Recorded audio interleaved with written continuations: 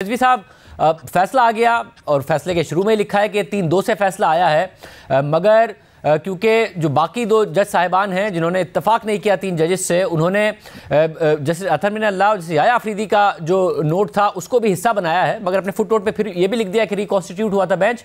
मगर इसके बावजूद हुकूमत कह रही है कि ये तो 4-3 से फैसला आया है, 3-2 से नहीं आया है और सू मोटो मुस्तरद हो गया है। उस पर तहरीक इंसाफ कह रही है कि अगर ये मामला है तो फिर ये 4-3 नहीं होगा, फिर ये 5-4 का फैसला होगा, क्योंकि जस्टिस एजाजुल हसन और जस्टिस नकवी की भी जो बात है वो भी शामिल की जाएगी। क्या असल में सूरत हाल है? क्योंकि पनामा केस का हवाला दे रही है हुकूमत कि उसमें पहले 5 ने फैसला दिया, 2 क्योंकि GIT के बजाय पहले ही नवाज शरीफ को डिस्क्वालीफाई कर गए थे, तो फिर 3 ने GIT बनाने का हुक्म दिया, फिर उन्होंने समाअत भी की और बाकी फिर बाद में आके 5 ने फैसला दिया। क्या इस वक्त कानून कहता है? देखें, कानून तो ये कहता है कि जो पहले जस्टिस याया अफरीदी और जस्टिस अतहर मिनल्लाह साहब का फैसला है, जो पब्लिक भी हो गया है, अब हर जगह पे आया है, वो तो 9 रुकनी बेंच के वक्त 23 फरवरी का फैसला था और बाद में वो बेंच डिज़ोल्व हो गई। उसमें या तो चीफ जस्टिस का रीजनिंग थी 184(3) का प्रोसीडिंग्स अडॉप्ट करने की, बाकी जस्टिस मज़ाहिर नकवी और जस्टिस एजाजुल हसन की कोई फाइंडिंग्स, कोई व्यूज़ नहीं थी। वो बहुत खामोशी से जो है उन्होंने रिक्यूज़ किया था। तो वो तो अगर देखा जाए तो जो एक डॉक्ट्रिन है कि all interlocutory orders merge into the final order, वो भी अप्लाई नहीं करेगा, इसलिए कि वो 9 रुकनी बेंच थी, ये 5 रुकनी बेंच है। लेकिन तादाद के लिहाज से जो आज मैं देख रहा था वजीर कानून का है, वो ये कहते हैं कि 4 की प्रोसीडिंग्स हैं, 4 के फैसले हैं, 4 मेंबर नहीं थे बेंच के, 2 तो ये वाजे है। बेंच का फैसला तो वही कहलाएगा जो 3 का है। आप क्या कहिएगा साउद्दीन साहब?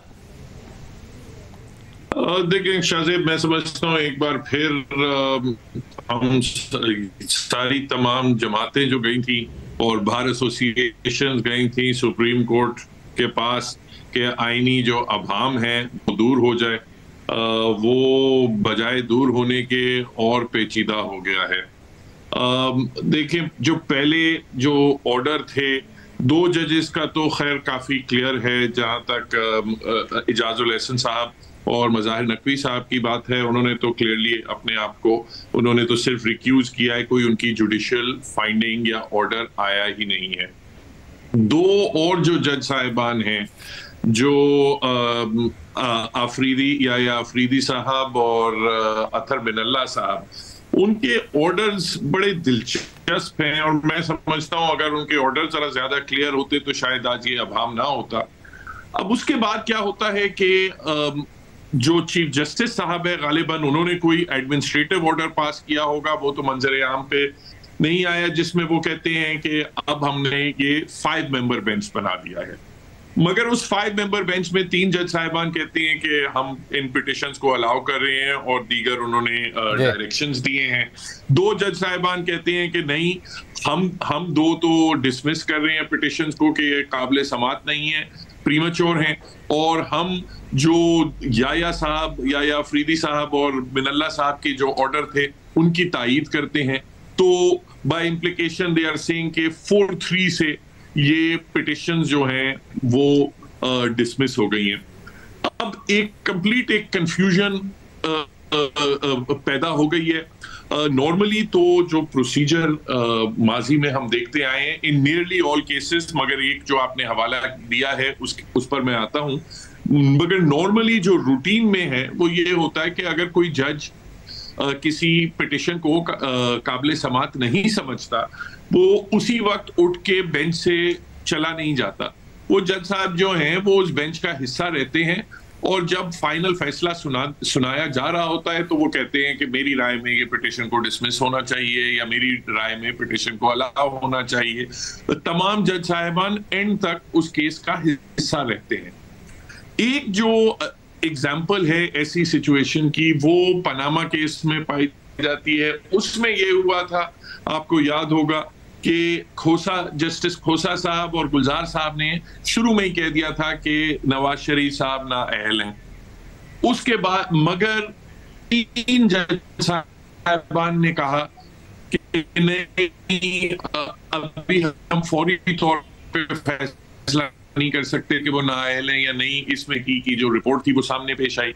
उसमें फिर जब JIT की रिपोर्ट आई तो उसमें जो तमाम फिर जो हियरिंग्स थी वो 5 जज साहिबान ने नहीं की, वो सिर्फ 3 जज साहिबान ने बैठ के वो हियरिंग्स की। मगर जब फाइनल फैसला आया तो उस फाइनल फैसले में वो सिर्फ 3 जजेस ने फैसला नहीं सुनाया, बल्कि नाअहली का फैसला वो 5 जजेस ने सुनाया। जबकि आधी प्रोसीडिंग्स में खोसा साहब और गुलजार साहब मौजूद ही नहीं थे। तो ये जो इस किस्म के इस नौइयत के केसेस होते हैं उनमें अक्सर अब तो अक्सर होने लगा है कि अजीबो गरीब मंजर नजर आने लगा है। अगर आप वही एग्जाम्पल जो पनामा वाली है वही आप लेते हैं तो फिर तो ये कहने एक आर्ग्यूमेंट जरूर है हुकूमत के पास कि ये फैसला जो है ये 4-3 का तसव्वुर करना चाहिए। मगर ये तमाम कंफ्यूजन शाहजेब साहब रिजॉल्व बहुत आसानी से हो सकती थी। जो तमाम I think neutral at least commentators सब ये कह रहे थे चीफ जस्टिस साहब से कि एक फुल कोर्ट तश्कील दे के ये वो नहीं हो सका। रिजवी साहब आप कहिएगा ये जो पनामा वाली बात हुकूमत कर रही है क्या इसमें कोई वजन है कि 3 सुनते रहे फिर आखिर में आके 5 ने फैसला दे दिया 5-0? ये एक प्रेसिडेंट तो है, एक मिसाल तो है जिसमें ऐसा हुआ है और वो अब उस पर रिलाई कर रहे हैं। लेकिन मैं समझता हूँ कि अब सिलसिले चलेंगे कंटेम्प्ट प्रोसीडिंग्स के भी, और ये जैसे सलाउद्दीन ने कहा था रिजॉल्व नहीं हुआ, ये इश्यूज और कॉम्प्लिकेट होके सामने आया है। और बेहतर यही होता है कि इसको फुल कोर्ट, इसी वजह से लोग कह रहे थे कि इसको फुल कोर्ट के सामने रखें ताकि लोगों का पब्लिक कॉन्फिडेंस भी बने इदारे में और कोई वाज़ेह ख़तों का कोई सूरत जजमेंट की आए सामने।